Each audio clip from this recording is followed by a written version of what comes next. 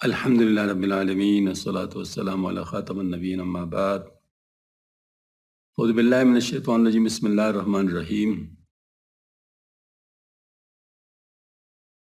آج منگل کا دن ہے اور منگل کے دن ہمارے ہاں حضرت مولانا روم رحمۃ اللہ علیہ ان کے شعرا افاق تصنیف مثنوی مولانا روم کا درس ہوتا ہے۔ اس میں دفتر پنجم کے صدوم کا حکایت نمبر 114 سے بات شروع کر رہے ہیں۔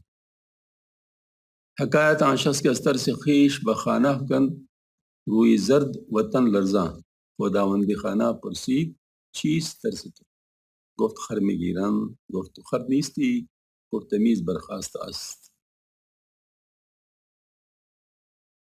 اس شخص کی کہانی جس نے خوف کے مارے اپنے آپ کو ایک گھر میں ڈالا تھا، اس کا منہ زرد اور بدن کانپ رہا تھا۔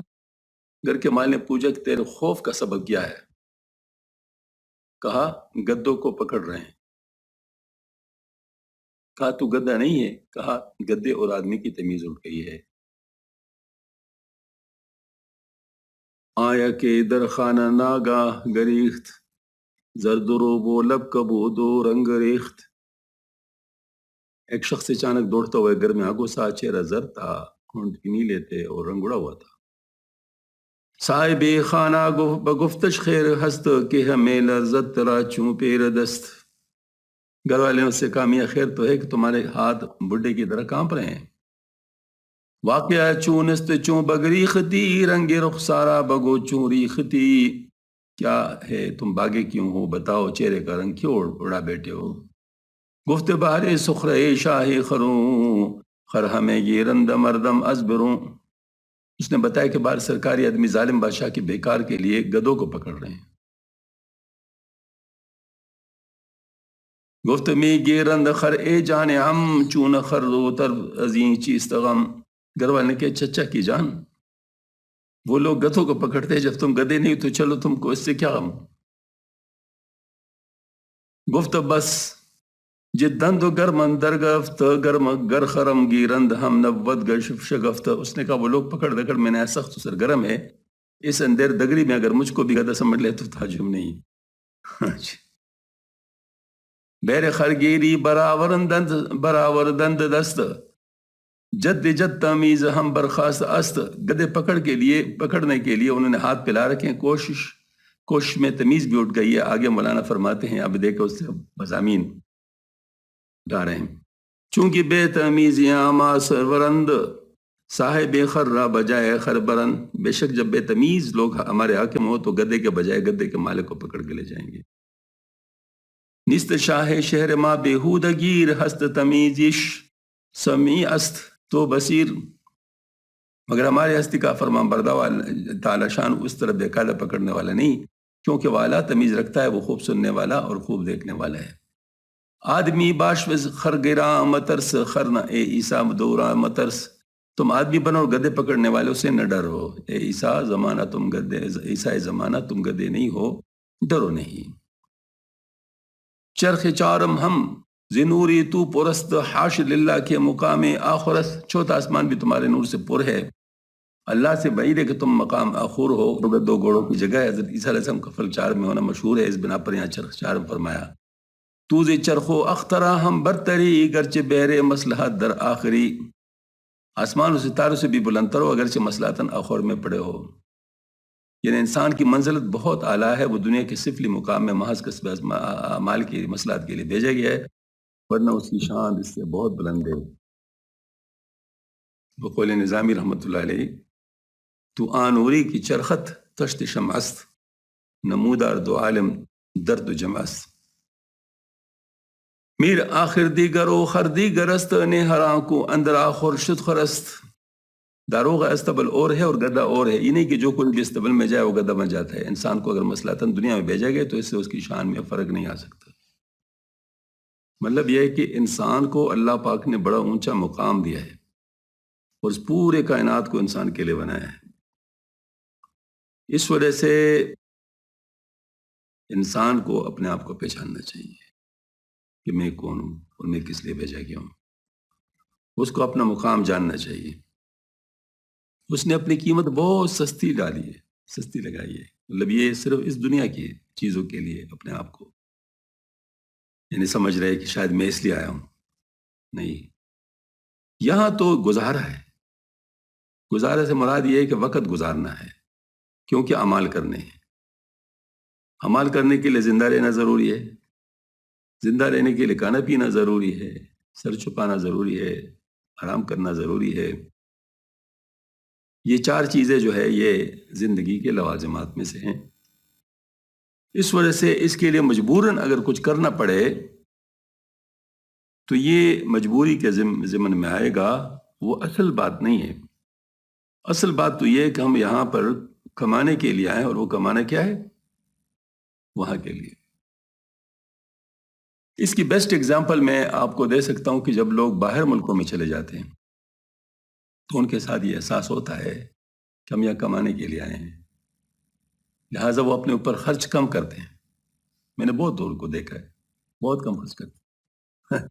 میں جرمنی میں تھا تو وہاں پر ایک پاکستانی تھے، اس کے بارے میں بتایا گیا کہ یہ اپنے ملک سے یعنی پاکستان سے اچار لے آتے اپنے ساتھ، اور جس وقت رہتے ہو تو اچار کھاتا رہتا ہے. اچار خراب نہیں ہوتا، اور پھر وہاں کے موسم میں تو بالکل خراب نہیں ہوتا.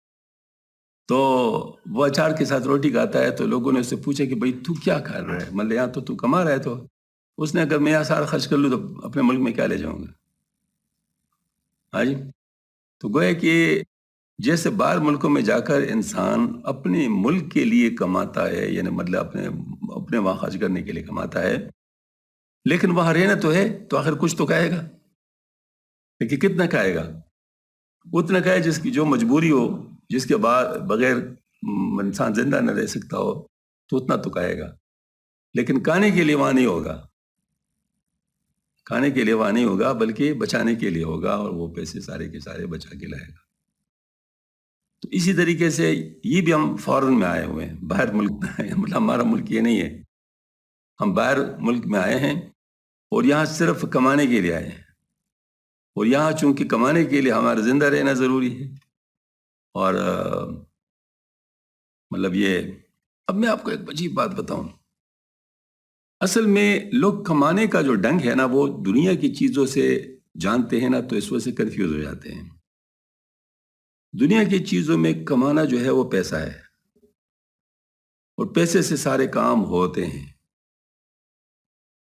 مطلب یہ دنیا کا جو میڈیم ہے وہ تو پیسہ ہے، اور پیسے سے پھر سارے کام ہو سکتے ہیں. لہٰذا اگر دنیا کے لیے کوئی پیسہ کماتے ہیں تو کوئی غلط بات نہیں ہے، کیونکہ ظاہر سی سے سارے کام ہو رہے ہیں. لیکن آخرت کے لیے جو ساری چیز ہے وہ نیکی ہے. یعنی نیکی جو انسان کماتا ہے تو نیکی سے وہاں سارے کام ہو سکتے ہیں. نیکی سے آپ جنت میں جائیں گے، نیکی سے جنت کی نعمتیں ملیں گی، نیکی سے اللہ تعالیٰ کا دیدار ملے گا، نیکی سے جو وہاں کی بڑی بڑی چیزیں ہیں وہ ملیں گی. تو اس کا مطلب ہے کہ نیکی کمانا ہمارا کام ہے. اب نیکی کمانے کے لیے کیا ہے؟ جیسے بہت سارے ہم کام کرتے ہیں، اس کے ساتھ ایک ہی چیز ملتی ہے اور وہ پیسہ ہے. کوئی ڈاکٹر ہے، کوئی انجینئر ہے، کوئی پروفیسر ہے، کوئی تاجر ہے، کوئی چپڑاسی ہے، کوئی سویپر ہے، کوئی کیا ہے، کوئی کیا ہے. مختلف کام کرتے ہوئے ایک ہی چیز سارے لوگ لے رہے ہیں، ایک چیز سارے لوگ لے رہے ہیں، اور اسی پھر اس کے سارے کام ہو رہے ہیں. سمجھ میں آ گئی نا بات؟ لہٰذا اسی طریقے سے دنیا میں آخرت کے لیے ایک ہی چیز کماتے ہیں، اور وہ ہے نیکی. لیکن نیکی کمانے کے مختلف طریقے ہیں. آپ نماز پڑھتے ہیں، اس سے بھی نیکی. آپ روزے رکھتے ہیں، اس سے بھی نیکی. حج کرتے ہیں، اس سے بھی نیکی. صبر کرتے ہیں، اس سے بھی نیکی. شکر کرتے ہیں، اس سے بھی نیکی. کسی کے ساتھ خیر خواہی کرتے ہیں، اس سے بھی نیکی. یعنی جو کام بھی کرتے ہیں، مختلف نوع کام کرتے ہیں آپ، وہ سب سے صرف ایک ہی چیز آپ کو ملتی ہے، اور وہ کیا ہے؟ نیکی ہے.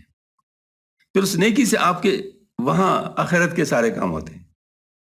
بالکل اسی طرح جیسے آپ سارے کام مختلف کاموں سے آپ کو ایک چیز ملتی ہے، اور وہ پیسہ ہے، اور پیسے سے پھر آپ کے سارے کام ہوتے ہیں. تو اسی طریقے سے اب یہی وجہ ہے کہ مثال کے طور پر ایک شخص ہے، اس کو اچھی نعمت مل گئی، اس نعمت پر شکر کرے، سبحان اللہ، نیکی۔ تکلیف آ گئی، پریشانی آ گئی، اس پر صبر کرے، نیکی۔ ہاں جی، حاکم بن گیا تو حکومت کرنا اصل کام ہمارا نہیں، اللہ تعالیٰ کے لیے حکومت کرنا اصل کام ہے۔ تو پھر اللہ تعالیٰ کی مرضی کے مطابق حکومت کریں ہم، اللہ تعالیٰ کی پسندیدہ طریقے سے، ہم جو آپ صلی اللہ علیہ وسلم کا طریقہ ہے اس طریقے سے ہم حکومت کریں تو نیکی۔ اور اسی طریقے سے اگر نوکری کرتے ہیں تو وہ بھی اگر ہم شریعت کے مطابق کریں، طریقے مطلب جو صحیح طریقے سے کریں تو وہ بھی نیکی۔ تو الغرض یہ ہے کہ ہم لوگ ایک خاص ڈنگ اپنے لیے طے نہ کریں کہ خواہ ہمیں اسی طریقے سے نیکی مل جائے، بلکہ اللہ تعالیٰ جس طریقے سے بھی دلوا رہے ہیں اسی طریقے سے لیتے رہیں۔ تو کیا یہ کوئی مشکل بات؟ جو مطلب جس طریقے سے بھی اللہ تعالیٰ دے رہے ہیں اسی طریقے سے لے لو، تشکیل تو اللہ تعالیٰ کی ہوتی ہے کہ آپ کو کس طریقے سے دے رہے ہیں۔ ہاں جی، تو اصل بات اگر یہ سمجھ میں آ جائے تو بہت ہی آسان بات ہے اپنا کام کرنا، کہ یہاں پر ہم لوگ اپنے اپنے کام کے ساتھ کام رکھیں، اپنے اپنے کام کے ساتھ کام رکھیں۔ یہ ممکن ہے کہ ظاہر ڈاکٹر بڑا معزز شعبہ ہے مطلب ملک میں، لیکن ایک ان پڑھ تاجر اس سے ممکن ہے زیادہ کما رہا ہوگا، ہے نہیں؟ ہاں جی، جو انگوٹھا لگاتا ہے ممکن ہے اس نے کئی ڈاکٹر نوکر رکھے ہوں، کئی انجینئروں کو نوکر رکھا ہو۔ ہاں جی، بالکل ایسے ممکن۔ وہ ہمارے آزاد کشمیر کے ایک مولوی صاحب تھے، وہ جو ہے اس نے پوری یونیورسٹی بنائی، اس یونیورسٹی میں جتنے پروفیسر تھے اس کے نوکر۔ تو ظاہر مطلب ہے کہ یہ تو اس کی بات نہیں ہے کہ مطلب کوئی یعنی اس لحاظ سے معزز ہے، نہیں، جو کام ہے اس کو مطلب صحیح ڈنگ سے کر لیں۔ اس وجہ سے اگر یہ والی بات ہے کہ ہم لوگوں نے اگر آخرت کو اپنے لیے وہ بنوایا ہو مقصود، آخرت کی بہتری، تو پھر ہمارے اس کام سے غرض نہیں ہو کہ کون سا کام ہم کر رہے ہیں۔ یہ آپ شاید جانتے ہو یا نہیں جانتے ہو، لیکن یہ یہاں لوگ جتنے اپنے آپ کو معزز کہتے ہیں نا، معزز ہو اپنے مطلب وہ جہاں بہت، یہ باہر ملکوں میں جب جاتے ہیں نا ان کو کوئی وہی سوچ نہیں ہوتا، دو دو تین تین کام کر رہے ہوتے ہیں، برتن دھو رہے ہوتے ہیں۔ ہاں جی، مطلب یہ ہے کہ وہ بچوں کو لے جا رہے ہوتے ہیں، پتہ نہیں کیا کیا کام کر رہے ہوتے ہیں، بس جو کام جس کو ملتا ہے وہ کام کرتے ہیں، لیکن پیسہ، بس پیسہ آ جائے۔ تو اسی طریقے سے ہم لوگ اس کو نہ دیکھیں کہ ہم کیا کام کر رہے ہیں، ہم دیکھیں کہ اللہ پاک سے راضی ہوتا ہے، اس کے ذریعے سے ہمیں نیکی مل رہی، بس ہمارا کام یہ ہو تو کامیاب ہے انشاءاللہ۔ تو یہ میں بات اس سے چلی تھی کہ انسان نے اپنے آپ کو پہچانا نہیں ہے، انسان کو تو اللہ پاک نے اپنے لیے بنایا ہے، اور پورے کائنات کو اللہ تعالیٰ نے انسان کے لیے بنایا ہے۔ تھوڑا سا غور کر لے، انسان کو ذبح کر لے تو کتنا بڑا جرم ہے، ہم کتنے جانور کو ذبح کر رہے ہیں، جرم ہے کیا؟ وہ جاندار نہیں ہے؟ وہ بھی تو جاندار ہیں، لیکن اللہ پاک نے ان کو ہمارے حوالے کیا۔ اگر ہم شریعت کے مطابق ان کو ذبح کرتے ہیں تو کوئی گناہ نہیں ہے، بلکہ ثواب ہو۔ قربانی کے لیے جو جانور ہم ذبح کرتے ہیں ثواب اس پہ ہوتے ہی نہیں ہوتے۔ ہاں جی، تو یہ بات ہے کہ یہ اللہ پاک نے یہ ساری چیزیں، اس وجہ سے ساری چیزوں کو استعمال کرنے کا ڈنگ انسان کو سکھایا گیا ہے۔ سارے مخلوقات کے چلانے کا، یعنی آپ اندازہ کر لیں فرشتے انتہائی پاک مخلوق،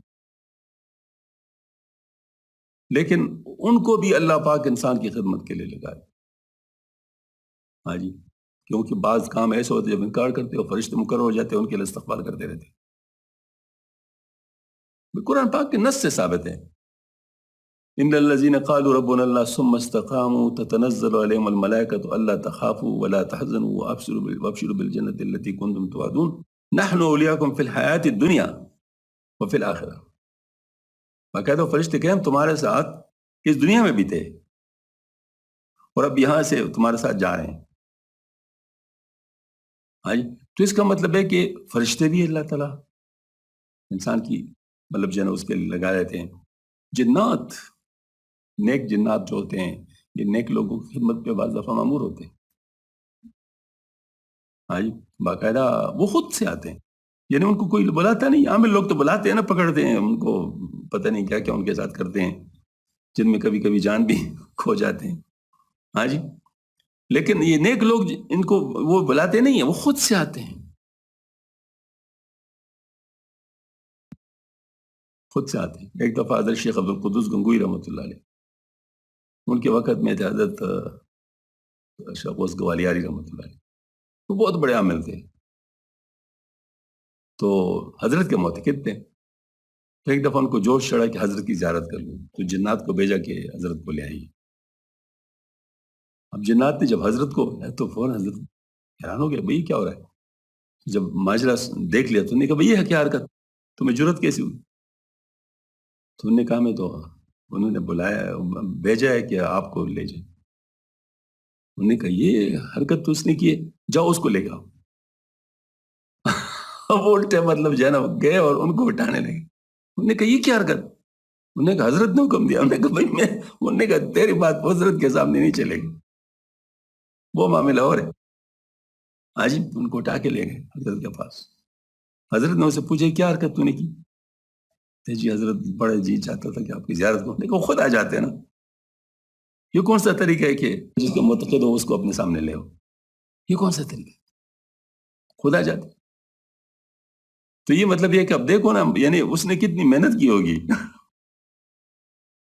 لیکن حضرت نے تو اس کوئی محنت نہیں کی. یہ یہیں پر رہتے تھے حضرت عبد المنان صاحب رحمۃ اللہ علیہ. یہ نہیں ہے مطلب مارول فیکٹری ہیں اس کے پاس، اس طرف جو ہے نا وہ ڈی این ایم ٹیکسٹائل ملتا غالباً، اس میں حضرت ہوتے ہیں. حضرت شاہ عبد القادر پورہ مصحف کے خلیفہ تھے. تبلیغی جماعت کے ساتھ بھی بہت بڑا تعلق تھا. تبلیغی جماعت کے بہت سارے کابر ان کے ساتھ تعلق رکھتے تھے. تو حضرت نے ہمیں واقعہ خود سنایا حضرت نے واقعہ خود سنایا کہ میرے جو ہے نا ڈیوٹی تھی کہ میں حضرت کے لیے لوٹا لے جاتا تھا وضو کے لیے تہجد کے وقت. تو وہ جو ہے نا مطلب یہ ہے کہ میں لوٹا لے رہا تھا تو پانی اس طرف نالے میں سے آ رہا تھا، تو وہاں پر وہ نہیں ہوتے جیسے رستہ بنا ہوتا ہے اس پہ پل سا جو بنا ہوتا ہے، اس کی اندر سے وہ جو نالا آ رہا تھا تو اس کے ساتھ کوئی آواز آ رہی تھی. تو حضرت نے کان لگا کے سنا کہ یہ کیا ہے. تو اتنے میں کوئی چیز اس سے باہر آئی، جیسے کٹوی سی نہیں ہوتی، مطلب جیسے وہ کوئی چیز باہر آئی. تو حضرت نے اس سے پوچھا تو کیا ہے.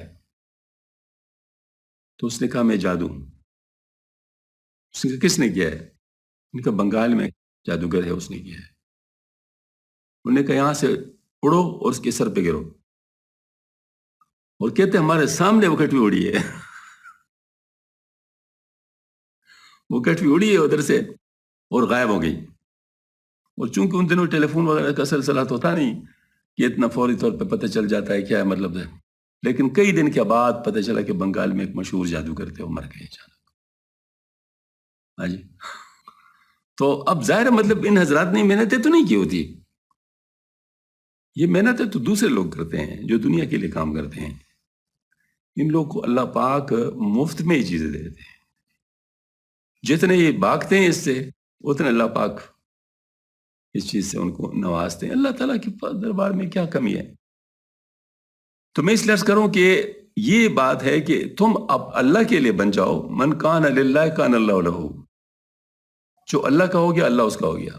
لہذا ساری چیزیں، تو اب یہ دنیا کی چیزیں کے پیچھے جو پھر رہا ہوتا ہے تو اس کو پھر دنیا کے پیچھے اللہ پاک چھوڑ دیتے ہیں. بھاگو، کتنا بھاگ سکتے ہو بھاگو، پکڑو جتنا پکڑ سکتے ہو. یعنی حدیث شریف میں آتا ہے، مفہوم اس طرح ہے کہ اے بنی آدم میری عبادت کے لیے فارغ ہو جا، تو میں تیرے دل کو مطلب جنت میں جگہ غنی کر دوں گا، اور اگر تو نہیں کرے گا اس طرح تو میں تیرے دل میں اتنے تفکرات بھر دوں گا کہ تم موت تک اس سے چھٹکارا نہیں پا سکے گا۔ اب یہ کیا چیز ہے؟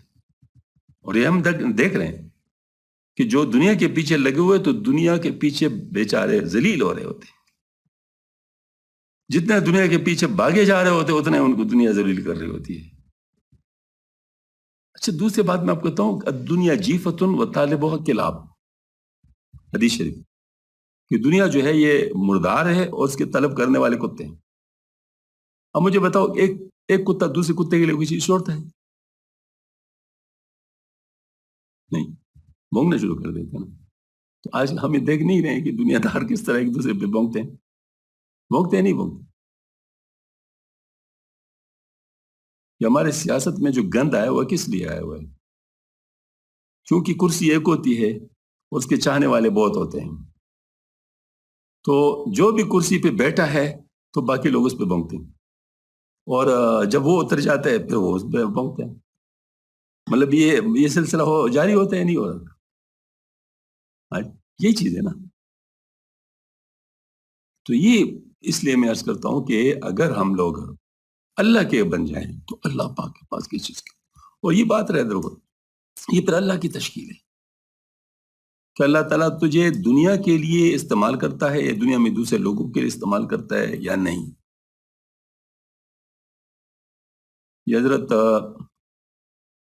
بابا زکریا ملتانی رحمۃ اللہ علیہ یہ گئے تھے ماورا النہر کی طرف شیخ کی تلاش،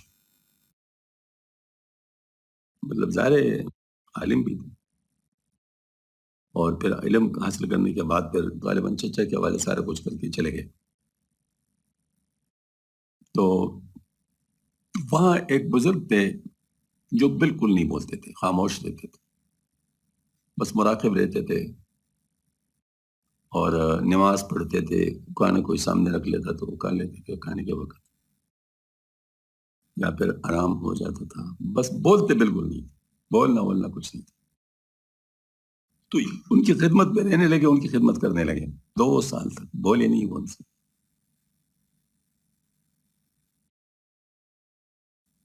آج کل کوئی ایسا پیر دیکھو نا جو بولے نہیں ہو پھر کوئی ساتھ ہو، 2 سال تک ان کے ساتھ رہے۔ 2 سال کے بعد انہوں نے آنکھیں کھولی، مجھے حکم ہوا ہے کہ آپ اس سے بات کرو، بتاؤ کس لیے آئے ہو؟ تو اس نے کہا حضرت مجھے اپنا فرزند بنا لیجیے۔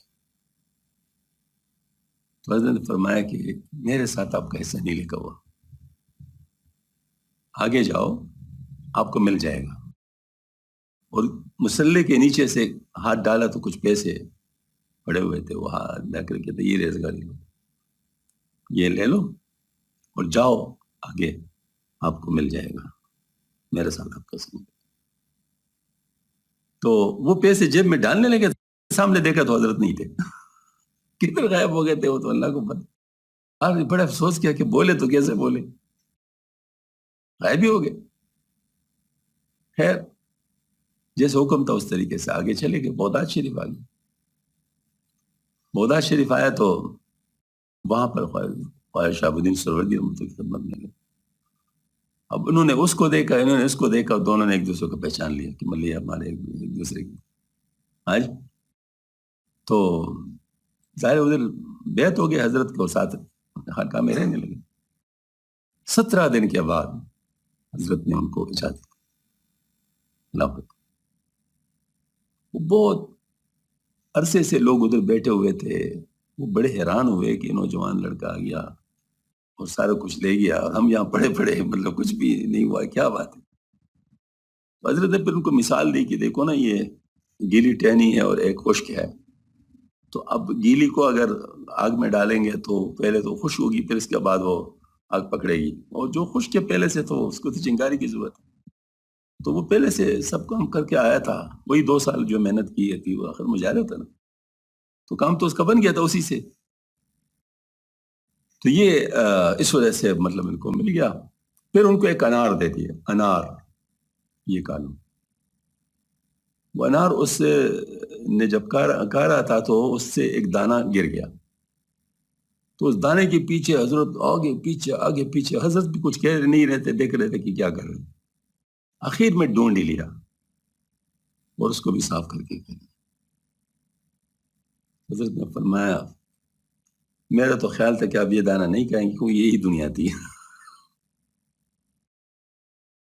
آپ اس سے بچ جائیں گے، لیکن اب آپ اس میں آ گئے، پنس گئے، اب تو آپ کو نبھانا پڑے گا۔ تو حضرت بہت مالدار تھے، بزرگوں میں کافی مالدار بزرگ رہے ہیں یہ بابا ذکر احمد طالب رحمۃ اللہ۔ اور یہ وہ دور تھا حضرت قطب الدین بختیار کاکی رحمۃ اللہ علیہ کا اور نظرات کا، یہ آپس میں ملاقاتیں بھی ان کی ثابت ہے، مطلب ہوتی تھی۔ تو یہ میں اس لیے عرض کرتا ہوں وہ دنیا والی بات کہ بس تشکیل ہو گئی کہ بس ٹھیک ہے جی، بس اب تو دنیا بھی نبھانی پڑے گی۔ تو بعض لوگوں کے لیے ایسا ہو جاتا ہے کہ ان کو پھر دنیا میں مبتلا کر دیا جاتا ہے اور پھر ان سے کام لیا جاتا ہے، ورنہ مقصود دنیا نہیں ہوتی، مقصود تو اللہ ہوتا ہے، دنیا میں ان کو مبتلا کر دیا جاتا ہے۔ ہاں جی، تو اس وجہ سے ہم لوگ کو اس مسئلے میں بہت خیال رکھنا ہے۔ چہ در آفتادیم در دنبال خر از گلستان گوئی وز گلہائے تر، کیا ہم کیا گدے کے پیچھے پڑ گئے؟ ہمارے فلائے کہ باغوں تر و تازہ پالو کی کہو، مطلب یہ چیزیں ہمارے کام ہے، ہم کیا مطلب کن چیزوں پہ پڑ گئے؟ از انارو از ترنجو شاخ سیب و شراب و شاہدان بے حسب، انار و ترنج اور سیب کی شاخ و شراب اور بے حساب حسن والے معشوقوں کی کہو، جنت کی بات ہوگی۔ یا ازاں بازاں کی کب کاں پرورند، ہم نے گو اشکم ہمستا اپنی پرند، وہ جو ولایت کے شہبازوں کی جو چکوروں کے سے کمزور ناتواں مریدوں کی تربیت کرتے ہیں اور وہ الٹے سیدھے دونوں طرح اڑتے ہیں، مطلب گارے کبھی ٹھیک کم کرتے ہیں، غلط کرتے ہیں۔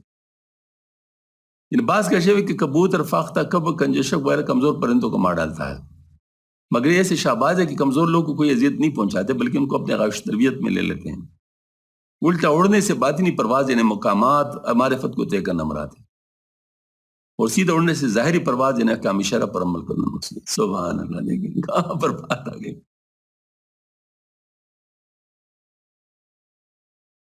یعنی معرفت کی باتوں میں مشغول ہونا یعنی مطلب اس کی طالب ہونا، وہ الٹا اڑنا ہے، اور جو اصل شریعت کے اوپر چلنا جو ہے کیا ہے، وہ سیدھا اڑنا ہے۔ آج کل دیکھو لوگ کس چیز میں اڑتے ہیں، زیادہ تر باتیں کون سی ہوتی ہیں؟ اسی میں لگے رہتے ہیں نا، بس وہ پرواز ہو، یہ پرواز ہو، وہ چیز اپنا نا۔ میں تو حیران ہوتا ہوں، ایک دفعہ ایک عامل کسی بیرودائی کے پاس والے میں پتہ نہیں زندہ ہو گیا نہیں ہو اللہ علم، لیکن ہمارے ایک ساتھی کے استاد رہے، وہ پہلے عامل تھے تو بعد میں توبہ کر لیا تو ہمارے ساتھی بن گئے۔ تو وہ استاد کو کوئی مسئلہ تھا تو وہ اس مسئلے کے سلسلے میں میرے پاس لائے، اب ہم بیٹھے ہوئے ہیں، حضرات بھی آتے ہیں، ساتھی بھی آ رہے ہیں، کوئی اپنا وظیفہ بتاتے ہیں، کوئی ذکر پوچھتے ہیں، ان کو میں بتا رہا تھا کیونکہ مجھے تو تفصیلات کا علم نہیں تھا کہ وہ کس لیے آئے تھے، اور یہ بھی بیٹھے ہوئے تھے۔ میں نے کسی کو بیعت کیا تو یہ 300 دفعہ سبحان اللہ والحمدللہ ولا الہ الا اللہ اکبر، 200 دفعہ لا حول ولا قوۃ الا باللہ، یہ میں بتاتا رہتا ہوں۔ یہ بتایا تو یہ اس نے کہا کہ حضرت آپ نے جو یہ بتایا نا، اگر یہ اس کرنے میں کامیاب ہو گیا تو اس کی طاقت کا مجھے پتہ، مطلب یہ اس نے کہا۔ خیر میں نے کہا ٹھیک ہے، پھر چلے گئے۔ تو اس کے شاگرد نے مجھے کہا کہ حضرت میں استاد جی کو دیکھ رہا تھا کہ وہ آپ کے موکلوں کے ساتھ اپنے موکلوں کو لڑا رہے تھے۔ میں نے کہا میرے تو موکل نہیں ہے، کہتے آپ کو پتہ نہیں، آپ کو پتہ نہیں۔ اب سر صحیح بات ہے، مجھے تو ابھی تک پتہ نہیں ہے کہ کیسے ہوتے ہیں، لیکن بہرحال یہ ہے کہ وہ کہتے آپ کو پتہ نہیں۔ تو میں نے کہا پھر میرے موکلوں سے کیوں لڑا رہے تھے، اس کو کیا مسئلہ تھا؟ آج کہتے یہ ان کے اندر یہ ہوتی ہے، بس یہ مسئلہ ان کے ساتھ ہوتا ہے کہ جب بھی جہاں بھی جاتے ہیں تو ان کے ساتھ ملے، اور وہ باتیں بھی اسے کر رہے تھے کہ وہ فلاں اس طرح آیا تھا، فلاں نے میرے اوپر یہ جادو کیا، پھر میں نے اس کو فوراً کر لیا تو اس نے جانور ذبح کر دیا، اسی سے بچ گیا، اور اس طرح مطلب یہ ساری باتیں وہ یہی کر رہا تھا. اب تو عاملوں کی پوچھو تو یہ باتیں ہوتی ہیں، ان کے درمیان بیٹھو، حکیموں کے پاس بیٹھو تو پتہ چلتا ہے کہ وہ تانبے سے سونا بنانے کی تیاری میں لگے ہوئے. ہاں جی، مسلسل اسی پہ محنت ہو رہی ہے. یہ 2 حکیم کم از کم مجھے پتہ ہے وہ دیندار حکیم تھے، بڑی لمبی ڈسکشن انہوں نے کی. میں اس طرح سویا ہوتا نظر آ رہا تھا لیکن میں سو نہیں رہا تھا، میں ان کی باتیں سن رہا تھا. میں نے کہا یہ کیا کر رہے ہیں. ہاں جی، جب باتیں ان کی بہت ہو گئی تو پھر میں نے جاگا اور میں نے کہا کہ اصل میں آپ حضرات نے جو باتیں کی نا، یہ ہمارا فیلڈ ہے، آپ لوگ کا فیلڈ نہیں ہے. سونا بن سکتا ہے اس سے لیکن کیمسٹری سے نہیں. یہ کیمیکل ریئیکشن نہیں ہے، نیوکلیئر ریئیکشن ہے، اس سے بن سکتا ہے لیکن اس پہ خرچ اتنا ہوتا ہے کہ اس کے بجائے آپ نہ بنے تو اچھا بازار میں رہ لیں. ہاں جی، تو خیر بہرحال یہ ہے کہ وہ اس قسم کی باتیں لوگ کے شوق ہوتے ہیں. اور صوفیوں کے شوق کیا ہوتے ہیں؟ وہ کبھی ان کی بھی سن لیں، بس وہ اسی میں لگے رہتے ہیں، مجھے نا معرفت کی باتیں کرتے رہتے ہیں. اور کبھی کبھی اگر کوئی ان میں شریعت کی بات کرے تو کہتے ہیں بزرگوں کے اوپر اعتراض نہ کرو، یعنی ہمارے اوپر اعتراض نہ کرو. بزرگوں کے اوپر اعتراض نہیں کرنا چاہیے. اچھا ٹھیک ہے بھائی، بزرگوں کے اوپر اعتراض نہیں کر دے تو مقصد کیا ہوتا ہے؟ ہمارے اوپر اعتراض نہ کرو. تو یہ چیزیں چلتی رہتی ہیں. غرض وہ جامع طریقت و شریعت ہے، مبتدع کی طرف شریعت سے بیگانہ اور صرف طریقت کے مدعی ہو، اور نہ وہابیہ کی طرف طریقت کے منکر اور محض شریعت کا ادعا رکھتے ہیں. یعنی خشک لوگ بھی نہیں ہے اور اتنے تر بھی نہیں ہے کہ اب تر ہو جائیں. ہاں جی، تو یہ مطلب اعتدال کے ساتھ. یا آزاد دریا کے موجش گوہرست گوہرش گویندو بھی نش درست.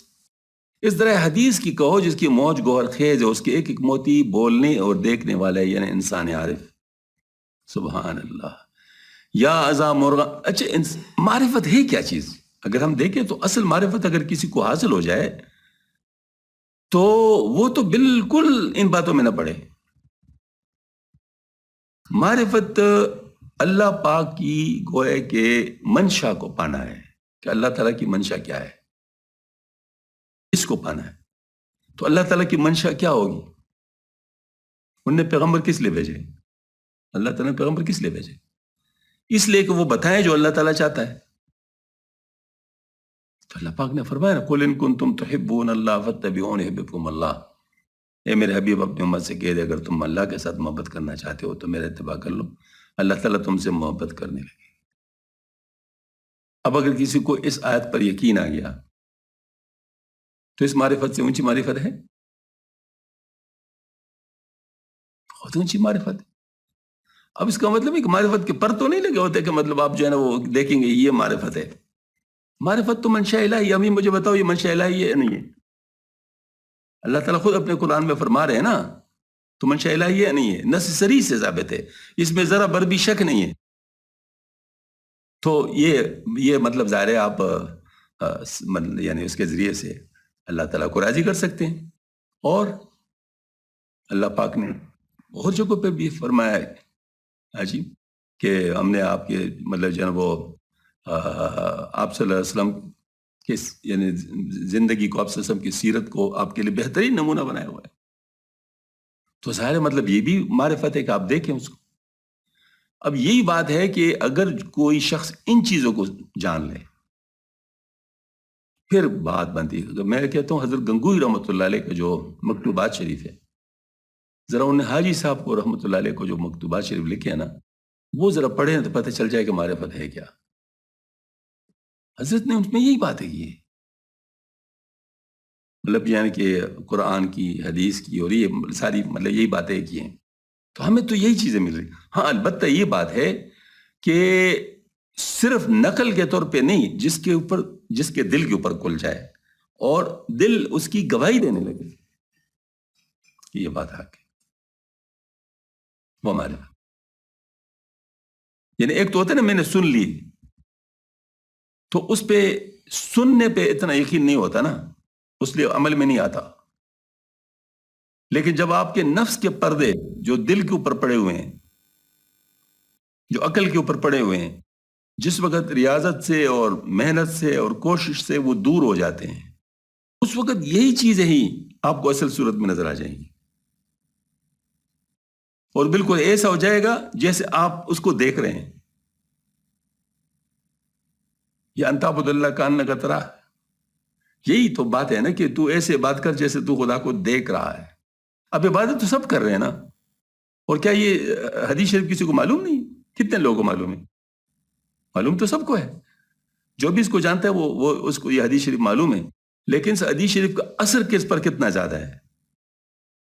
جو واقعی اس کو جانتا ہے اس کے اوپر اس کا اثر ہے. ان تعبد اللہ کانک تراہ فإن لم تکن تراہ فإنہ یراک. خیر، یا ازا مرغا کی گلچی میں کنند، بے زبا زرین سیمی میں کنند، یا ان فضائے عرفان کے پرندوں کی کہو جو علوم و معارف کے پول چنتے اور اعمال حسنہ کے سنہری وہ روح پہلی انڈے دیتے ہیں، سنہری روح پہلے انڈے دیتے ہیں. یعنی مولانا نے دنبال خر کو چھوڑ کر چند عوالم عجیبہ کا ذکر کیا کہ اس سے سامع کو تعجب ہے کہ قدرت حق کے قلمروں میں کیسے کیسے عجائب موجود ہیں جن کی خبر ہم تک نہیں ہے. آگے اس کے متعلق فرماتے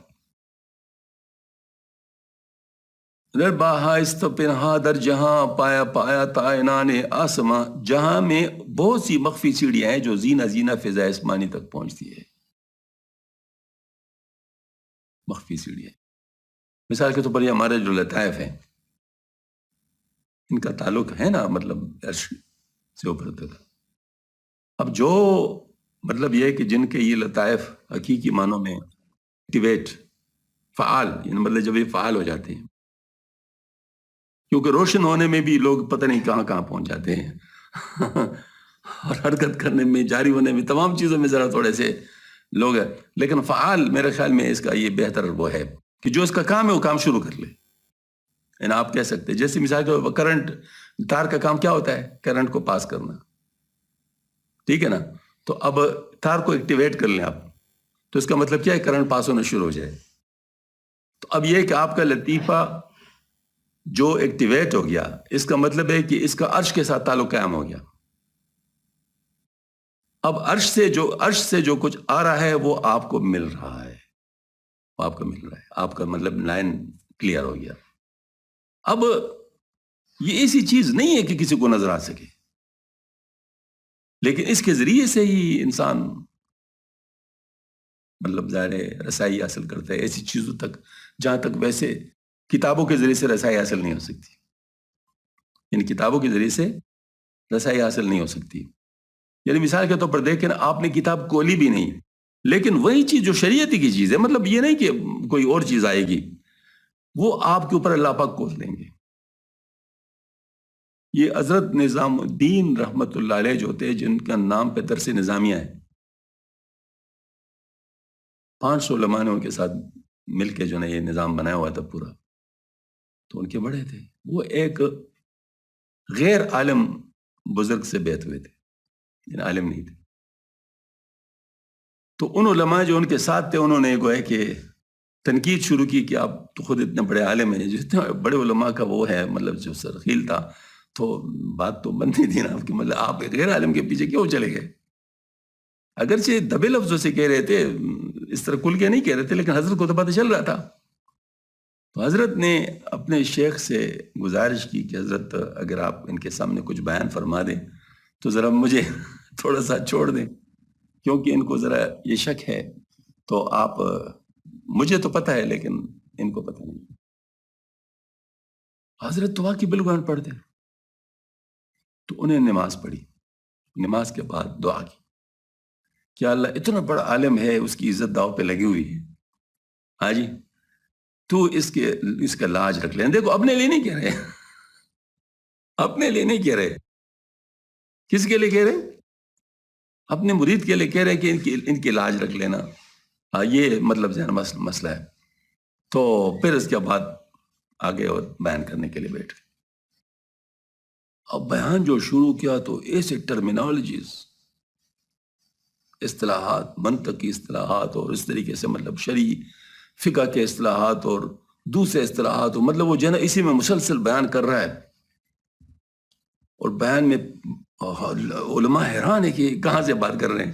ظاہر مطلب یہ کہاں سے بات کر رہے ہیں. علماء حیران ہے، اس طرح پڑے آنکھوں سے جو ہے نا وہ دیکھ رہے ہیں. تو حضرت کو جلال آیا، فرمایا اے علماء یاد رکھو تم نے چھوٹے چھوٹے حروف سے پڑھا ہے، اللہ پاک نے ہمیں اتنے بڑے بڑے حروف سے سمجھایا ہے. یاد سمجھ میں آ گئی نا بات؟ تم نے چھوٹے چھوٹے حروف سے پڑھا ہوا ہے اور ہمیں اللہ پاک نے بڑے بڑے حروف سے سمجھایا ہوا ہے. اس کا مطلب کیا ہے وہ تو آپ جانتے ہو. ان اللہ پاک نے اتنی واضح نشانیاں ہمیں دکھائی ہیں. تو ہوتا ہے اللہ پاک جس کو بھی دکھائے. حضرت مولانا رحمۃ اللہ یہی تو بات فرماتے ہیں، بینی اندر خود علوم انبیاء، بینی اندر خود علوم انبیاء بے کتاب و بے معید و اوستا. اپنے اندر علوم انبیاء کو دیکھو گے بغیر کسی کتاب کے، بغیر کسی مدرسے کے، بغیر کسی ہاں استاد کے. ہوتا ہے، بالکل ہوتا ہے. اس کی وجہ یہ ہے کہ اللہ تعالیٰ ساری چیزوں پہ قادر ہے. کئی جگہوں پہ ثابت ہے کہ ایک حافظ نہیں تھا اور وہ آن کے آن میں حافظ بن گیا. ایسا بھی مطلب ہوا ہے. کسی بھی وجہ سے ہو سکتا ہے. اللہ تعالیٰ بس کسی وجہ سے خوش ہو جائے کسی سے تو کوئی بھی نعمت دے سکتے ہیں. تو ایسے بھی ہوا ہے کہ آن کے آن میں حافظ ہوا ہے. اور یہ علم کا تو واقعہ میں نے آپ کو بتا دیا. تو یہ جو حضرت مولانا عبدالرحیم، حضرت شیخ عبدالرحیم سہارنپور رحمۃ اللہ علیہ جو ہے، یہ رائے پور سلسلے کے، یہ انگریزوں کے فوج میں سپاہی تھے اور پھر اس سے استعفیٰ دے دیا. اور حضرت سیدھو بابا رحمۃ اللہ علیہ جو تھے، جو سعد بابا جی، ان کے ہاتھ مولانا عبدالغفور رحمۃ اللہ علیہ، ان کے ہاتھ پہ بیعت ہو گئی. حضرت نے ان کو بھیجا کسی جنگل کی وادی میں کہ جاؤ وہاں پر بیٹھو، جو ملے اس کو کھاؤ اور اللہ کو یاد کرو. بھائی یار و مددگار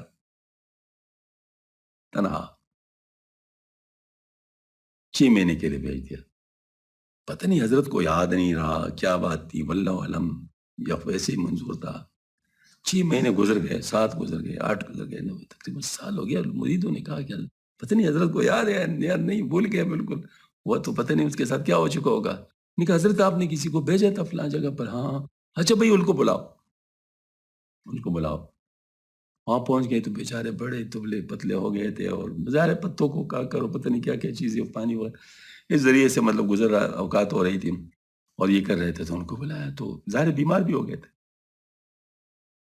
تو حضرت حکیم بھی تھے تو ان کا پہلے علاج کیا، اور ٹھیک جب ہو گئے پھر فرمایا جاؤ میں آپ کو اجازت دیتا ہوں اور علماء تمہارا انتظار کر رہے، علماء تمہارا انتظار کر رہے. تو جس وقت اپنے وہاں سہارنپور شریف تشریف لائے تو اس سلسلے میں علماء بہت زیادہ ہیں. بہت سارے علماء جو ہے نا مطلب ان سے بیعت ہو گئے.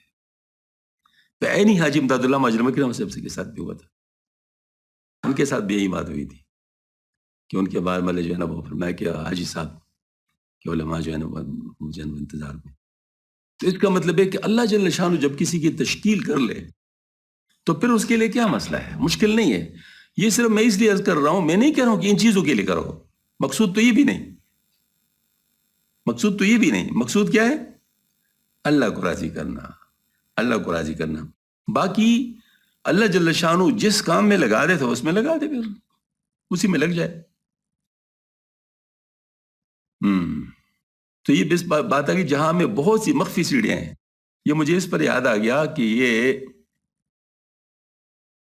کسی وقت کہا گیا تھا کہ یہ لطائف جو ہیں یہ روحانیت کی سیڑھیاں ہیں.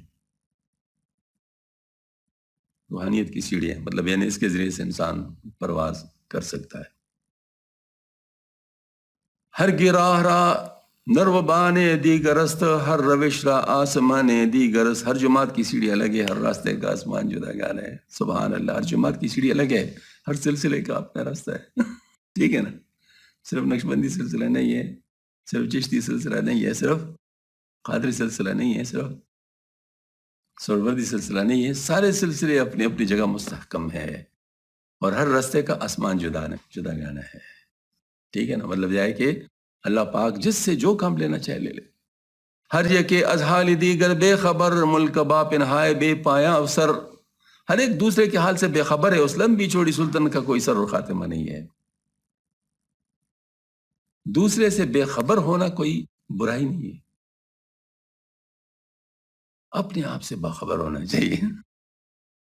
اپنے آپ سے باخبر. من عرف نفسه فقد عرف ربه. اپنے آپ سے باخبر ہونا چاہیے. تو جو اپنے آپ سے باخبر ہے، سبحان اللہ، سفر اس کا ٹھیک ٹھاک ہو رہا ہے، حالات اس کے بہتر ہیں. تو اس طرح مطلب ہر سلسلے کے برکات موجود ہیں. تو جو سلسلہ بھی اپنے سلسلے کے برکات بیان کرے انکار نہ کرو. کہتے ہیں بالکل ٹھیک کہتے ہیں، کیونکہ دوسرے سے بے خبر ہے. دوسروں کو بھی تو اللہ نے دیا ہے نا، دوسروں کو بھی تو اللہ نے دیا ہے. تو جو اللہ تعالیٰ نے ان کو دیا وہ اس کے بارے میں بات کریں، جو اللہ تعالیٰ نے اس کو دیا تو اس بارے میں بات کریں، جو اللہ تعالیٰ نے اس کو دیا اس بارے میں بات کریں. کوئی ایسی بات نہیں، سب ٹھیک کہہ رہے ہیں. مطلب اس میں ہم لوگ کسی کا بھی انکار نہیں کرتے. اور یہ بات بالکل صحیح ہے کہ ہر سلسلے کے جو اکابر ہیں وہ اپنے سلسلے کی تعریف کرتے ہیں، اور اس تعریف کو برا نہیں کہا گیا، کیونکہ اللہ پاک نے ان کا لائن یہ رکھا ہوتا ہے. شاہ ولی اللہ رحمۃ اللہ علیہ نے فرمایا ہے الطاف القدس میں، مفتی صاحب آپ کو یاد ہوگا، حضرت نے فرمایا تھا کہ جن سے اللہ پاک کوئی کام خاص لینا چاہتے ہیں تو اللہ تعالیٰ پورے کائنات کو اس کام سے رنگین کر دیتا ہے اس کے لیے، اور اس کو ہر طرف وہی چیز نظر آتی ہے. اور پھر ایک جماعت ایسی تیار ہو جاتی ہے جو اس کے کام کو پسند کرنے لگتے ہیں، نتیجتاً وہ کام چل پڑتا ہے. اب دیکھیں مسئلہ کیا ہے. اللہ پاک نے ان کے لیے وہ نظام کر لیا نا. جب نظام کر لیا تو اس کو اچھا لگے گا یا نہیں لگے گا؟ اب اگر اس کی تعریف کر رہے ہیں تو اچھا کر رہے ہیں، بالکل ٹھیک کر رہے ہیں، صحیح کر رہے ہیں، اس میں کوئی غلطی نہیں ہے. لیکن اس کا مطلب یہ نہیں کہ باقی ٹھیک نہیں کہتے. حضرت مجدد صاحب رحمۃ اللہ علیہ، اللہ تعالیٰ حضرت کے درجات بلند فرمائے، اس چیز کو حضرت نے اس حد تک ماشاءاللہ صاف رکھا تھا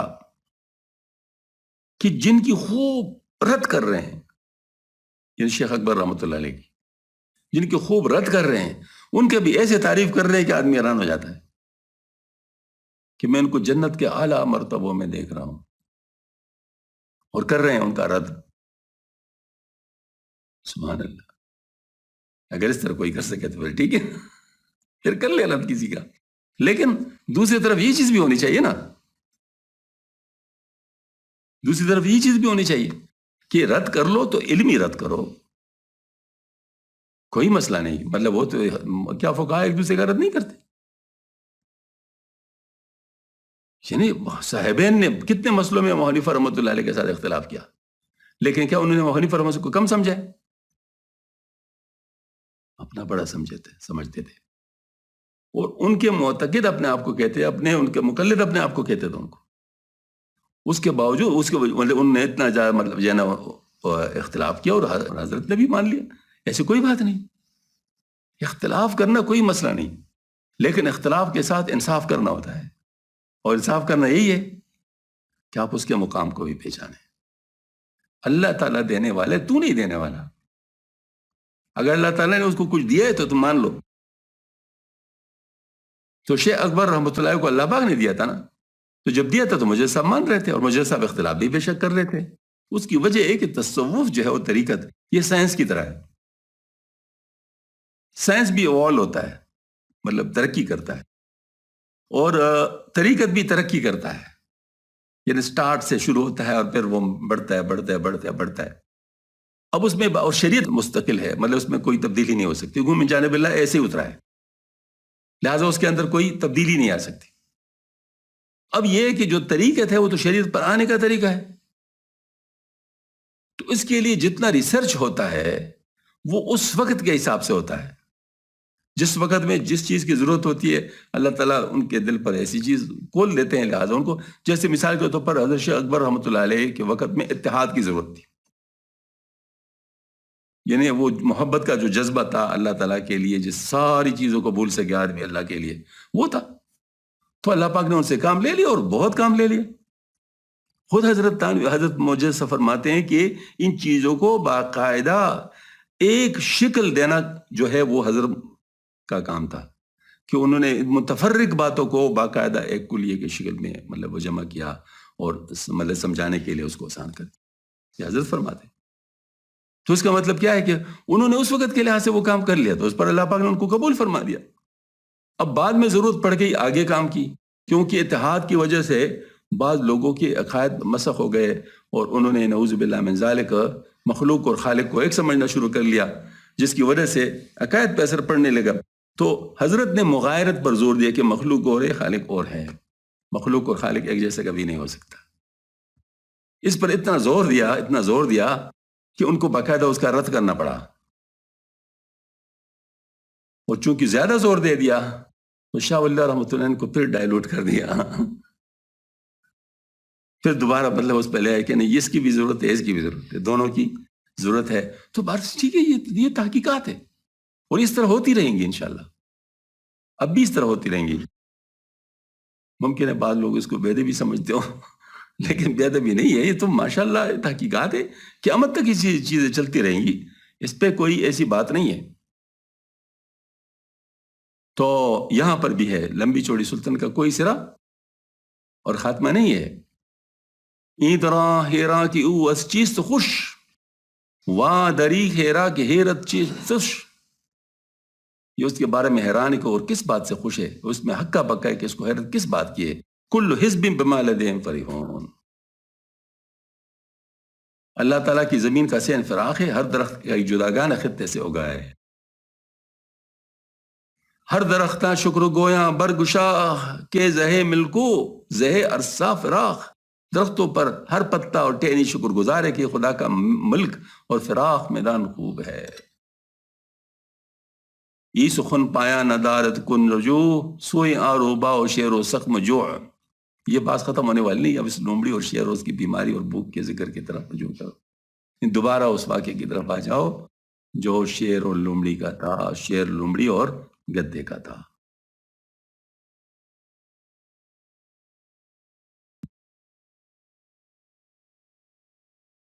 دفتر پنجم میں صدوں میں قید 115. بردن روبا خرا پیش شیر وجیہدن خراز شیر و اتاب روبا با شیر کی شتاب کردی والا بے کردن شیر کے دیگر بارہ و بیارش. لومڑی کا گدے کے شیر کے سامنے لے جاؤ، گدے کا شیر کے حملے سے باغ نکلنا، اور لومڑی کا شیر کو ملامت کرنا کہ تو نے حملہ کرنے میں جلدی کو، شیر کا خوشامد کرنا کہ اس کو دوبارہ لائے. استغفر اللہ، یہ کیا حضرت فرما رہے. چونکہ روبا شو بسوئی مرج برد تا کونت شیرش بجملہ خرد برد. جب لومڑی کو چراگاہ کی طرف لے تاکہ شیر ایک ہی حملے میں اس کو ٹکڑے کر ڈالے، ٹکڑے کر ڈالے. ہاں، دور بود شیر و آ شیر نہ برد تا بنزدیک آمدن صبرے نہ کرد. گدھا بھی شیر سے دوری تک جنگی شیر نے قریب آنے تک صبر نہیں کیا.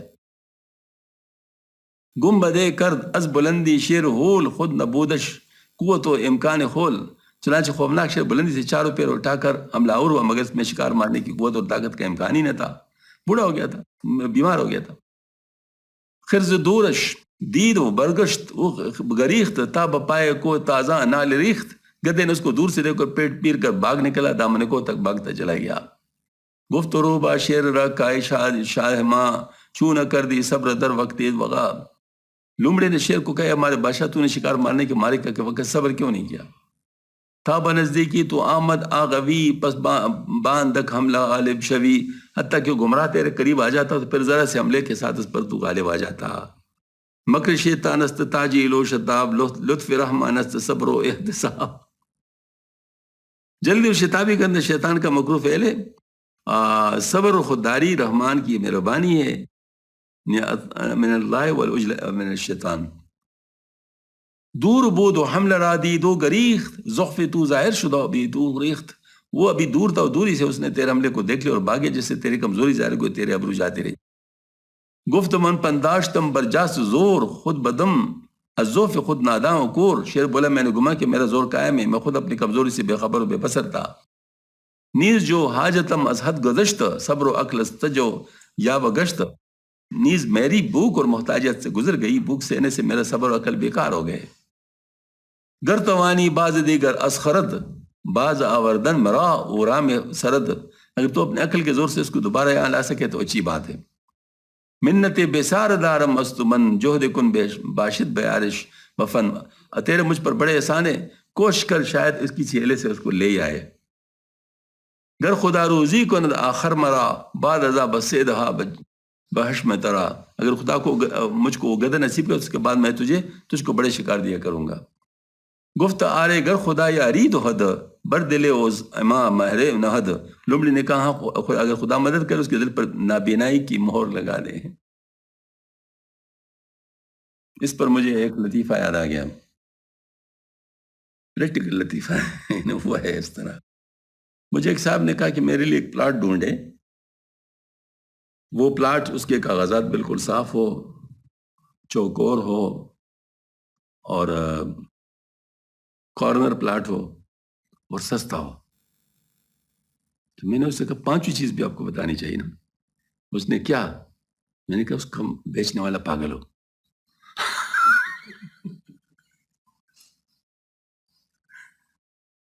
ظاہر اگر وہ پاگل نہیں ہوگا تو کیوں بیچے گا اس پلاٹ کو سستا؟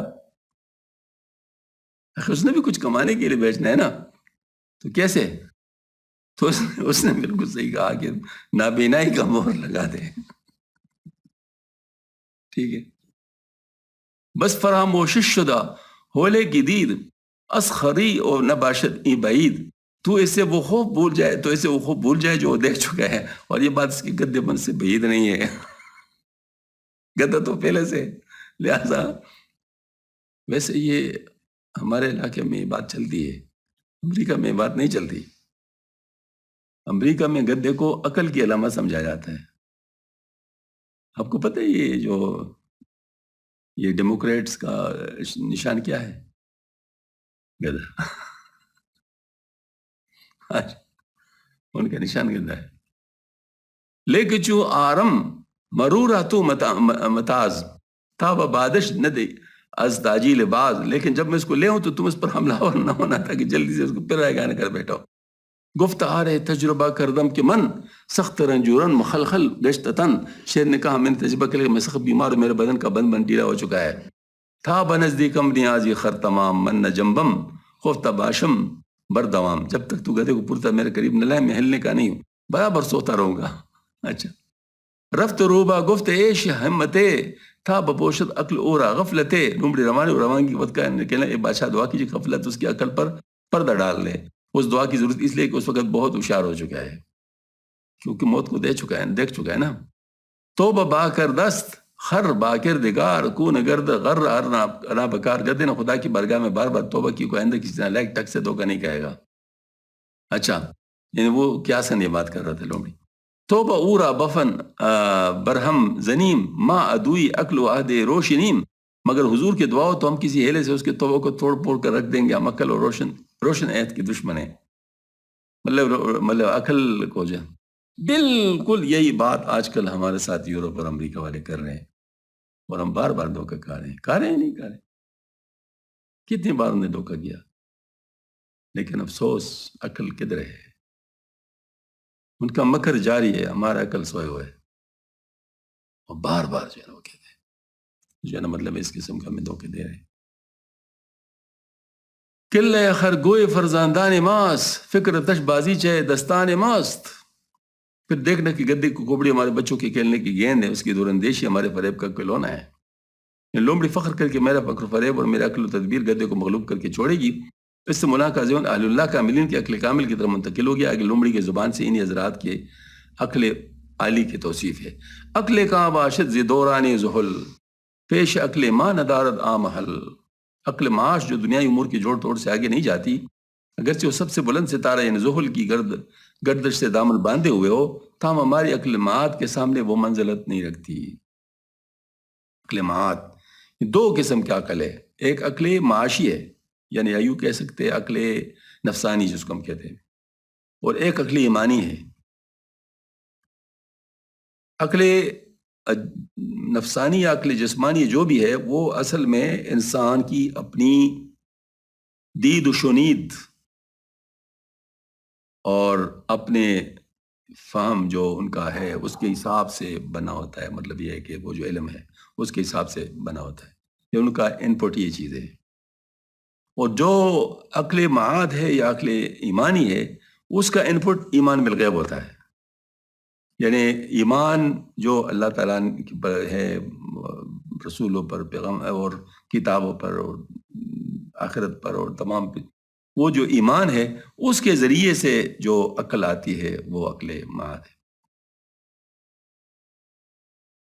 از اتار دو زحل دانا شدو ماضی دادے کردگار لطف خو، وہ عقل معاش ستار زحل کی بدولت دانا ہوئے، ہم خدا تعالیٰ کے بخش سے دانا ہوئے جو مہربانی کی عادت والا ہے۔ علم الانسان خم تغرائے ماس، خم تغرائے ماس علم عند اللہ مقصد ہائے ماس۔ اب تعالیٰ کا قول علم الانسان ہمارا تغرا کا خم ہے، اللہ کے پاس جو علم ہے ہمارا موجود مقاصد ہے، یعنی یہاں انسان کا نون بضرورت شعری اڑنا پڑنا چاہیے۔ تغرا بادشاہوں کے نام کا ایک خاص نشان ہوتا ہے جو فرمان شاہی کے پیشانی پر ثبت کیا جاتا ہے، اس میں خمدار ہوتے ہیں۔ پہلے مصرع میں اس آیت سے اقتباس ہے، علم الانسان ما لم یعلم، ہم نے انسان کو بات سکھا جو اسے معلوم نہیں تھی۔ دوسرے مصرع میں اس آیت کی طرف اشارہ ہے، قل انما العلم عند اللہ، کو کہ علم خدائی کو ہے۔ تربیہ آفتہ میں روشنیم ربی العلیٰ ازاں برمی زنیم، ہم اس آفتاب حقیقت کی تربیت یافتہ ہیں جو سب سے برتر والا ہے، اس لیے میرا پروردگار کا گیت گاتے ہیں۔ آگے لومڑی اپنے متعلق کہتی ہے، تجربہ اگر دار دو بائی ہما بشکند صد تجربہ زی دمدما، اگر وہ کافی تجربہ بھی رکھتا ہے تو اس سے باوجود میرے اس ہیلے کے آگے اس کے سینکڑوں تجربے بیکار ہو جائیں گے۔ بو کی توبہ بشکند آسست ہو در رسد شومی اشسکن درد درو، شاید کہ میرے مغفرت سے وہ سست تبا توبہ ٹوڑ ڈالے، اس کی توبہ شکنی کا شامت پر پڑے۔ آگے مولانا توبہ شکنی و بدعیدی کی مذمت کرتے ہیں۔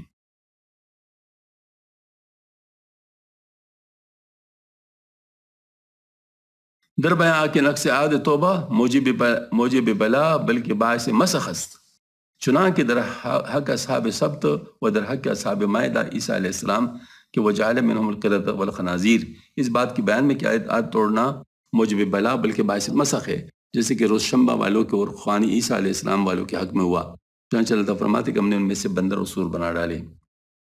نقص میثاق و شکست توبہ موجب لعنت بود در انتہا، شکنی اور شکست توبہ انجام کار لعنت کا موجب ہوتی ہے۔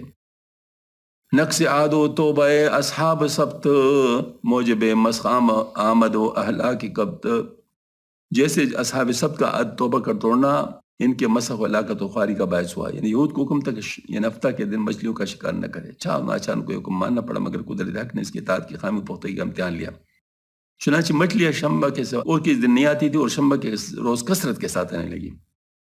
اب یہ لوگ شدت حرص سے عدلائی کے بند نہ رہ سکے، شنبہ کے روز پانی میں بند لگا کر تمام مچھلیوں کو روک لیتے، اگلے روز ان کو پکڑتے، چنانچہ اللہ تعالیٰ نے فرما دیں وَاسْأَلْهُمْ عَنِ الْقَرْيَةِ الَّتِي كَانَتْ حَاضِرَةَ الْبَحْرِ إِذْ تَأْتِيهِمْ حِيتَانُهُمْ يَوْمَ سَبْتِهِمْ شُرَّعًا وَيَوْمَ لَا يَسْبِتُونَ لَا تَأْتِيهِمْ كَذَلِكَ نَبْلُوهُمْ بِمَا كَانُوا يَفْسُقُونَ۔ یہودی سے اس گاؤں کا حال تو پوچھو جو سمندر کے کنارے پر آباد تھا، جب ان کے باپ دادا ہفتہ کے دن خدا کی نافرمانی کرتے، جب ان کا ہفتہ کا دن ہوتا تو مچھلی ان کے سامنے آ جاتی، جس دن ہفتہ نہ ہوتا چنانچہ ان کے گناہوں کے سبب سے ہم اس کو اس طرح آزمانے لگے۔ آگے انہی لوگوں کے بارے میں فرمایا فَلَمَّا أَتَوْا أَنْ مَانُهُ عَنْهُ قُلْنَا لَهُمْ كُونُوا قِرَدَةً خَاسِئِينَ، پھر جب وہ منع ہوئے کہ ہم میں حد سے بڑھ گئے، ہم نے حکم دیا کہ دتکارے ہوئے بندر بن جاؤ۔ خوان عیسیٰ کا قصہ مسلم شریف کے دفتروں میں گزر چکا، وہ لوگ نافرمانی کی برداشت میں سوروں کے شکل میں مسخ کیے گئے، چنانچہ وجعل منہم القردۃ والخنازیر، قرہ سے ابل سبت اور خنازیر سے مائدہ والے مراد ہیں۔ پس خدا آنکھوں مرا بوزی نہ کرد چونکہ آدھے خود شکستہ از نبرد. خدا نے اس قوم کو بندر بنا جب انہوں نے ضد کے ساتھ اپنے عہد کو توڑ دیا. اندری امت نبود مسخ بدن لیک مسخ دل بود اے ذوالفتن. اس امت محمد میں ہمیں بدن مسخ نہیں ہوا لیکن اے دانا آدمی کا قلب مسخ ہو جاتا ہے. یہ بات درمیان سے نکالی کہ جسم مسخ نہیں ہوتا، قلب مسخ ہوتا ہے. امت پر اللہ تعالیٰ کا خاص کرم ہے، لیکن پر شدید عذاب اکثر نہیں ہے جو مسابقہ پر آتے رہے. چنانچہ مسخ کا عذاب اس امت پر کبھی نازل نہیں ہوا. مولانا فرماتے اس امت پر اگر مسخ کا عذاب آتے تو قلب کا مسخ ہونا ہوتا ہے، جس میں فاجر و فاسق لوگ مبتلا ہوتے ہیں. ان کے دل سے نیکی کی صلاحیت و استعداد سلب ہو جاتی، پھر وہ کسی گناہ کو گناہ نہیں سمجھتے، اس سے کوئی قلبی کا دور محسوس کرتے. غلط اگر اس امت کے بدکاروں کے جسم بندر کیسے نہیں ہوتے تو دل بندروں کے قلوب سے مشابہ ہو جاتا ہے. مسخ قلب مسخ بدن سے بھی برا ہے. چو دل بوزی نہ گردد آدلش از دل بوزی نہ شد خارا گلش.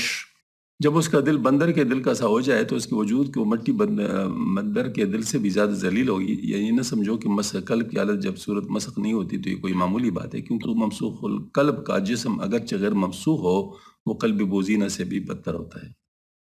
گر ہنر بودے دلش راز اختیار خار کے بودے ز صورت آہمار. اس کے دل کے اگر گدے کے دل میں بالارادہ کوئی خوبی ہوتی تو اپنے صورت سے ذلیل کیوں ہوتا؟ بس جب قلبی حماقت کی وجہ سے اس کی صورت بھی قابل نفرت سمجھی جاتی ہے تو معلوم ہو کہ قلب کا اثر جسم پر بھی ہوتا ہے. آسگی اصحاب خوش بد سیرتش ہیچ بودی منقصد را صورتش. برعکس اس کے اصحاب کہف کے اس کتے کی سیرت جو اس کے ساتھ غار میں داخل ہوا تھا اچھی تھی، تو کیا اس کتوں کی صورت سے کچھ سب کی ہو سکتی ہے؟ ہرگز نہیں. پس معلوم ہو کہ قلبی خوبی بدتر سے بدتر صورت کو بھی مقبول بنا دیتی ہے. مسک صورت بود اہلی سبترا تاب بینت خلق ظہر قبترا. شمبا والی کی صورت جو مسخ ہوئی تھی اس لیے کہ اب مخلوق لانی ہے ان کی بربادی دیکھ لے اور اس سے عبرت حاصل، ورنہ بدعمال کے حصہ اس کے لیے مسخ قلب بھی کچھ نہ تھا، مگر اس سے دوسرے لوگ کی عبرت نہیں ہو سکتی تھی کیونکہ وہ جان نہیں سکتے تھے. ازرے سر صد ہزارانی دیگر گشتاس تو باشکستن خو گخر. اور دوسرے لوگ آدمی جن کی سزا سے عبرت عامہ مقصود نہیں تو بشکنی کے پاداش میں باطنی طور سے مسخ قلب کے ساتھ سرور گردے بن گیا ہے. یعنی اگر ان کے عذاب سے پاداش شمال و عبرت عوام دونوں مقصود ہوتی تو ان کو انسان سے سچ مچ گدے اور سور بنا دیا جاتا، مگر چونکہ صرف ان کے اعمال کی سزا دینا مقصود تھا اس لیے ان کے دلوں کو ہی مسخ کیا، یعنی ان کو باطناً گدے اور سور بنا دیا، ظاہراً نہیں. ظاہر میں لوگ کو اچھے بھلے انسان دیکھتے اور سمجھتے ہیں، مگر حقیقتاً اولئک کا نام بل مدل. کمابل ایک بزرگ کا ذکر سنا، اب نام یاد نہیں کہ ان پر کشف کی حالت یہاں تک غالب تھی کہ جب نماز کے لیے مسجد جائے تو نمازیوں میں سے بہت سے لوگ ان کو گدے کتے اور سور کے شکل میں نظر آتے. نعوذ باللہ من شرور انفسنا. یہ واقعتاً انسان کے اندر جو خصلت غالب ہو جانوروں کی تو بعض دفعہ کشف کو وہ اس صورت میں نظر آتا ہے. مثلا کسی کوئی چوہے کی نظر میں آتا ہے، کوئی سور نظر آتا ہے، کوئی کتا نظر آتا ہے، کوئی گدھا نظر آتا ہے. تو اس کی وجہ ہے کہ اس کے اوپر ان کی یہ خصلت غالب ہوتی ہے تو وہ ان کے اوپر وہ اثر کر لیتا ہے. تو بہرحال اس طریقے سے ہے. تو یہ انشاءاللہ العزیز آگے ہو گیا. اللہ جل شانہ ہم سب کو صحیح مفاہیم ان کے نصیب فرما دے. واخر دعوانا الحمدللہ رب العالمین.